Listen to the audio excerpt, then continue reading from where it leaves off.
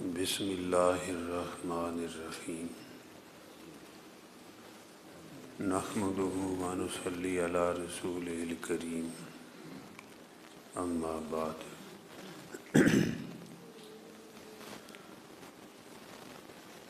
نماز میں سب سے پہلے تکبیر تحریمہ اور پھر ثناء، پھر تعوذ اور تسمیہ،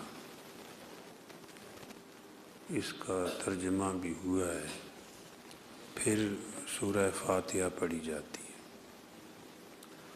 حضور نبی کریم صلی اللہ علیہ وآلہ وسلم کا ارشاد مبارک ہے سورہ فاتحہ کے بارے میں، شفاء من کل داء، ہر بیماری کی شفا ہے، چاہے وہ روحانی بیماری ہے یا بدنی بیماری ہے، یعنی کوئی بری عادت ہے، اس کے لیے بھی اگر سورہ فاتحہ کو پڑھے گا کہ اللہ اس بیماری سے مجھے شفا عطا فرمائے، تو اس کا بھی علاج ہے۔ اس طرح بدنی جو بیماری ہے، مرض ہے، اس کے بارے میں بھی فرمایا کہ ہر بیماری کی شفا ہے، ہر بیماری کی یہ دعا ہے۔ بلکہ خود حضور اقدس صلی اللہ علیہ وآلہ وسلم نے ایک صحابی یزید بن صائب غالباً رضی اللہ تعالیٰ، ان کو درد تھا، آپ نے سورہ فاتحہ پڑھ کر اس کو دم فرمایا، اور جس جگہ پر درد تھا آپ نے لعاب دان وہاں پہ لگایا۔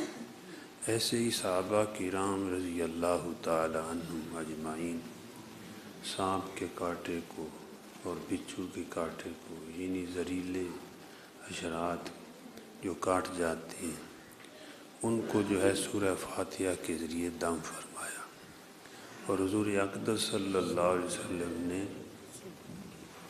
اس کی اجازت مرحمت فرمائی۔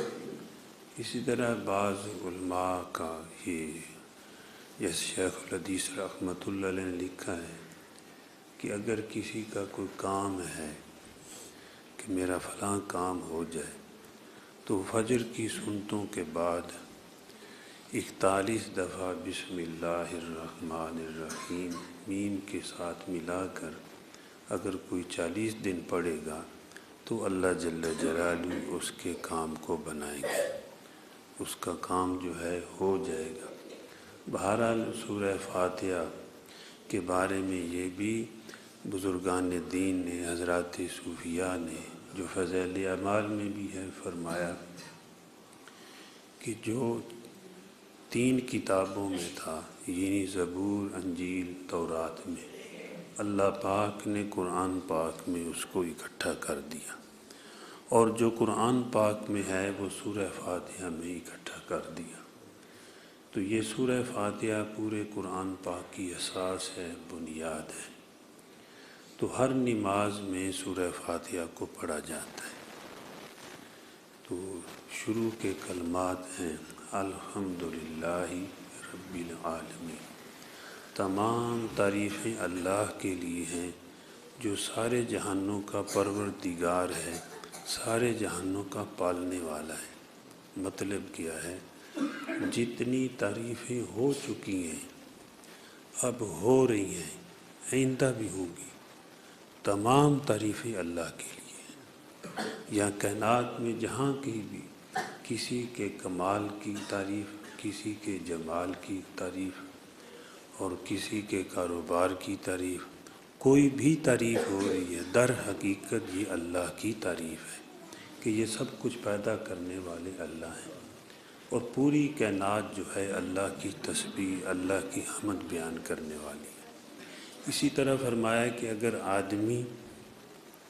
آدمی کی تعریف کرتا ہے کہ فلاں آدمی بڑا اچھا ہے، اس کے اندر یہ کمال ہے، تو در حقیقت یہ بھی اللہ کی تعریف ہے۔ اگر بندہ اللہ کی تعریف کرتا ہے تو یہ بھی اللہ کی تعریف ہے۔ اگر اللہ جل جلالہ بندے کی تعریف فرماتے ہیں، جیسے انبیاء علیہ السلام کی، اولیاء کرام کی قرآن پاک میں تعریف فرمائی، تو یہ بھی در حقیقت اللہ کی تعریف ہے۔ جب اللہ اپنی تعریف فرمائیں یہ بھی اللہ کی تعریف ہے، تو تمام تعریفیں فرمایا اللہ کے لیے ہیں جو سارے جہانوں کا پالنے والا ہے، اور خصوصاً جو انسان کو پالا اور پھر مسلمان کو جس خوراک کے ساتھ پالا وہ تو بڑی ہی پاکیزہ خوراک ہے۔ آپ دیکھتے ہیں مسلمان کے دسترخوان پہ پاکیزہ چیزیں پڑی ہوئی ہیں، باقی تمام کتنے مردار کھاتے ہیں، حرام کھاتے ہیں، کوئی خنزیر کھا رہا ہے، کوئی کتے کھا رہا ہے، لیکن مسلمان کے دسترخوان پر پاکیزہ چیزیں ہیں، تو مسلمان اس کا نام لے کر کھاتا ہے، پھر اس کی تعریف کرتا ہے کہ ہمیں جو ہے یہ اللہ نے کھلایا ہے۔ تمام تعریفیں اللہ کے لیے ہیں جس نے ہم کو کھلایا پلایا اور پھر مسلمان بنایا، وَجَعَلْنَا مِنَ الْمُسْلِمِينَ، اور پھر مسلمان بنایا۔ تو فرمایا الحمدللہ رب العالمین، تمام تعریفیں اللہ کے لیے ہیں جو سارے جہانوں کا پالنے والا ہے، الرحمن الرحیم، جو بڑا مہربان نہایت رحم کرنے والا ہے۔ ایک ترجمہ عبداللہ بینوی رحمۃ اللہ فرماتے تھے، رحمان اس کو کہتے ہیں جو بغیر مانگے عطا فرمائے، رحیم اس کو کہتے ہیں جس سے نہ مانگا جائے تو ناراض ہو۔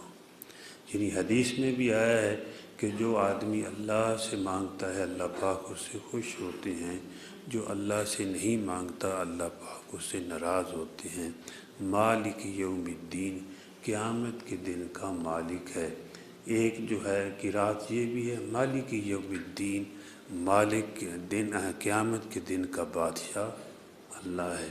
اللہ جل جلالہ مجھے بھی اور آپ کو بھی اور پورے عالم کے مسلمانوں کو صحیح نماز پڑھنے کی توفیق عطا فرمائے۔ الحمدللہ رب العالمین، والصلاة والسلام علی سید المرسلین۔